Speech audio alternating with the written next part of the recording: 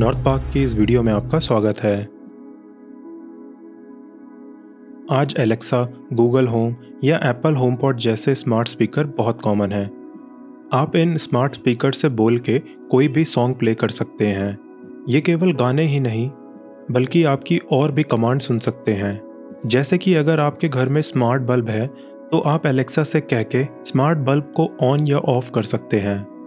उसी तरह से घर के डिफरेंट इलेक्ट्रिकल डिवाइसेस जैसे कि टीवी, फैन या एसी को भी कंट्रोल कर सकते हैं। इसके अलावा आप स्मार्ट स्पीकर से कुछ बेसिक सवाल भी पूछ सकते हैं, जैसे कि आज का टेम्परेचर क्या है, आज न्यूज़ में क्या चल रहा है, या उनसे जोक भी सुन सकते हैं। मगर जैसे ही आप इन स्मार्ट स्पीकर से कुछ मुश्किल क्वेश्चन पूछते हैं तो ये तुरंत कह देते हैं कि उनको नहीं पता उस कमांड को कैसे फॉलो करना है। स्मार्ट स्पीकर्स के पीछे टेक्नोलॉजी क्या है? क्या कभी वो इतनी काबिल बन पाएगी कि वो आपकी हर बात को समझ पाए? आप किसी प्रॉब्लम में हो तो वो आपको एक अच्छी एडवाइस दे पाए? क्या वो आपके एक अच्छे दोस्त बन सकते हैं? इन सब का एक शॉर्ट आंसर है हाँ। और ये टेक्नोलॉजी हमसे बहुत दूर नहीं है। प्रोबेबली कुछ ही सालों में ऐसे लैंग्वेज मॉडल बन जाएंगे जो ये सब चीज़ें कर पाएंगे। एक अच्छे दोस्त की तरह आपकी बात समझ के ये आपको एडवाइस देंगे या फिर अपने किसी सेल्फिश रीज़न से आपको चीट करेंगे। अगर आप जानना चाहते हैं कि ये लैंग्वेज मॉडल चलते कैसे हैं तो इस वीडियो को एंड तक ज़रूर देखिए। एक दिन यूएस में गूगल के ऑफिस में बैठे इंजीनियर ब्लेक लेमॉइन शाम को किसी से ऑनलाइन चैट कर रहे थे। ये ऑनलाइन चैट कोई नॉर्मल चैट नहीं थी, वो स्पेशल थी क्योंकि वो लैम्डा नाम के एक लैंग्वेज मॉडल से बात कर रहे थे। लैम्डा को गूगल ने बनाया है और ह्यूमंस की तरह बात करने के लिए ट्रेन किया है। जैसे जैसे ब्लेक लैम्डा से सवाल पूछने लगे, लैम्डा उसका जवाब देता गया। फिर ब्लेक ने कुछ फिलोसॉफिकल क्वेश्चंस पूछने चालू किए, जैसे कि क्या उसे पता है कि खुशी क्या होती है। उसका जवाब लैम्डा ने कुछ ऐसा दिया कि ब्लेक को लगने लगा कि वो एक ह्यूमन से बात कर रहे हैं, ना कि एक मशीन से।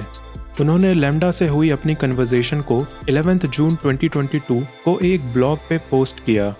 उसके बाद गूगल की एआई के सेंटिएंट यानी कि संवेदनशील होने की खबर बहुत से मीडिया आउटलेट्स ने कवर की। फिर ब्लेक को गूगल ने इंटरनल इन्फॉर्मेशन लीक करने की वजह से जॉब से फायर कर दिया।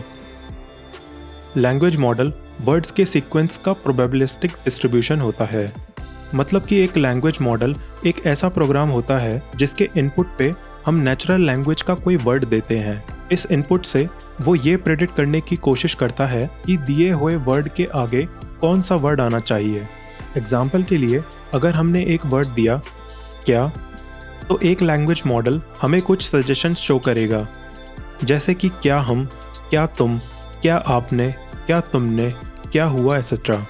वो ये प्रेडिक्शंस इसलिए कर पाता है क्योंकि एक लैंग्वेज मॉडल बहुत सारे पुराने डेटा से ट्रेन होता है। इस पुराने डेटा को एनालाइज करके एक लैंग्वेज मॉडल अपने न्यूरल नेटवर्क में वेट्स को एडजस्ट करता है। मतलब अगर किसी वर्ड के बाद बार बार एक और वर्ड ट्रेनिंग डेटा सेट में आ रहा है तो अगली बार मॉडल पहले वर्ड के टाइप करने पे दूसरे वर्ड को सजेस्ट करेगा। आपके फ़ोन में जब आप एक मैसेज टाइप करते हैं तो आपका फ़ोन कीबोर्ड पे सजेशन शो करता है। ये सजेशन ऐसे ही लैंग्वेज मॉडल पे बेस्ड होते हैं। फ़ोन का ऑटो करेक्शन मैकेनिज्म बहुत ही सिंपल होता है। वो केवल लास्ट टाइप किए हुए वर्ड से प्रेडिक्शन करता है। वक्त के साथ आप जैसे जैसे नए वर्ड टाइप करते जाते हैं, ऑटो करेक्शन मैकेनिज्म अपने आप को आपके अनुसार इम्प्रूव करके बेटर प्रेडिक्शंस करने लगता है। केवल लास्ट वर्ड को देख के हम एक सोफिस्टिकेटेड लैंग्वेज मॉडल नहीं बना सकते। हमें एक सोफिस्टिकेटेड लैंग्वेज मॉडल बनाने के लिए दिए हुए पूरे सेंटेंस को ध्यान में रखना पड़ता है। एग्जाम्पल के लिए अगर हमने इनपुट दिया कि कल बॉब हमारे घर, तो सजेस्टेड ऑप्शंस कुछ इस टाइप के होने चाहिए। कल बॉब हमारे घर आया था, या आने वाला था, या आ सकता था एक्सेट्रा।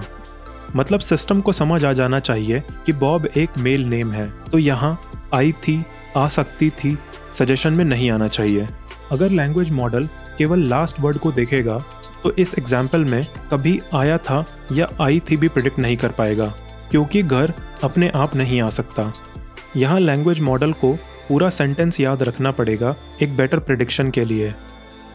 कंप्यूटर में मेमोरी लिमिटेड होती है, अगर हमें सोफिस्टिकेटेड लैंग्वेज मॉडल बनाना है तो हम पूरा सेंटेंस याद नहीं रख सकते। 2017 में गूगल के कुछ इंजीनियर्स ने एक पेपर पब्लिश किया जिसका नाम attention is all you need था। पेपर में इंजीनियर्स ने एक नई टेक्निक सजेस्ट की।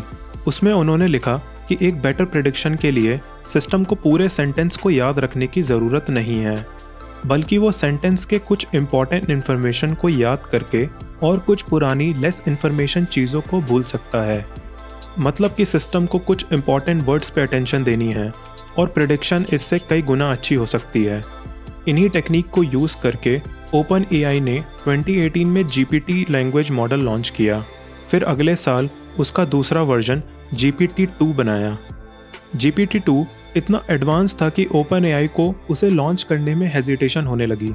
वो इस सोच में पड़ गए कि अगर उन्होंने GPT-2 वर्ल्ड के सामने रख दिया तो सोशल मीडिया कंपनीज GPT-2 से बने फेक यूज़र से ओरिजिनल यूज़र को कैसे आइडेंटिफाई करेंगी। 2020 में ओपन एआई ने GPT-3 लॉन्च किया। GPT-3 GPT-2 से 100 गुना बड़ा था। आज GPT-3 को इंटीग्रेट करके बहुत सी company AI generated articles, designs, even program तक बनाने के टूल्स लॉन्च कर चुकी है। इन सब टूल्स में आपको बस डिस्क्रिप्शन लिखना होता है। जैसे कि इन वेबसाइट्स पे आप लिखेंगे कि आपको एक ऐसी नई वेबसाइट चाहिए जिसमें लोग अपनी फ़ोटो अपलोड करके शेयर कर सकें। शायद आपको एक लाइक फीचर भी चाहिए हो। उसमें आप एक फ्रेंड लिस्ट वाला ऑप्शन भी डालना चाहते हो। जैसे ही आप ये डिस्क्रिप्शन सबमिट करेंगे, सिस्टम अपने आप उस वेबसाइट का कोड जनरेट कर देगा। ओपन एआई के CEO सैम ऑल्टमैन ने कहा है कि कंपनी GPT का नेक्स्ट जनरेशन GPT-4 फरवरी 2023 तक लॉन्च कर देगी। कंपनी ने कहा है कि GPT-4 बड़ा नहीं बल्कि बेहतर होगा। उसका फोकस कोडेक्स, डेटा और एल्गोरिदम्स को इम्प्रूव करना होगा। ओपन एआई के चीफ साइंटिस्ट इलिया सस्केवर ने कहा था कि 2021 में लैंग्वेज मॉडल्स दुनिया को विजुअली समझने लगेंगे। टेक्स्ट और इमेजेस को समझने की क्षमता से मॉडल्स स्मार्ट बनते जाएंगे।